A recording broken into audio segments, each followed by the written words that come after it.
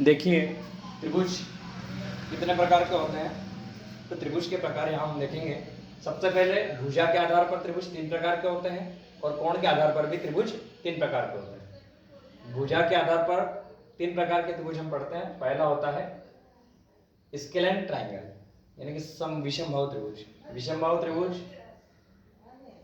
जिसकी तीनों भुजाओं की माप अलग अलग होती है। वह त्रिभुज जिसकी तीनों भुजाएं की माप अलग अलग हो या बराबर नहीं हो विषमबाहु त्रिभुज कहलाता है। स्केलेन ट्राइंगल हम इसको बोलते हैं। अगला होता है आइसोस्केल ट्राइंगल, यानी कि जिस त्रिभुज की दो भुजाओं कोई सी भी दो भुजाओं की माप बराबर होती है उसको आइसोस्केल ट्राइंगल बोलते हैं, यानी कि समबाहु त्रिभुज बोलते हैं। अगला होता है जिस त्रिभुज की तीनों भुजाओं की माप बराबर होती है उसको हम इक्विलेटरल ट्राइंगल बोलते हैं, यानी कि समबाहु त्रिभुज बोलते हैं। नेक्स्ट हम देखते हैं कोण के आधार पर त्रिभुज भी 3 प्रकार के होते हैं। पहला होता है न्यून कोण त्रिभुज, जिसकी तीनों कोणों की माप बराबर हो या न्यून कोण हो। कैसे हो? न्यून कोण हो, तीनों कोण जो है न्यून को 90 डिग्री से कम के हो वो न्यून कोण त्रिभुज एक्विटेंगल ट्राइंगल कहलाते हैं।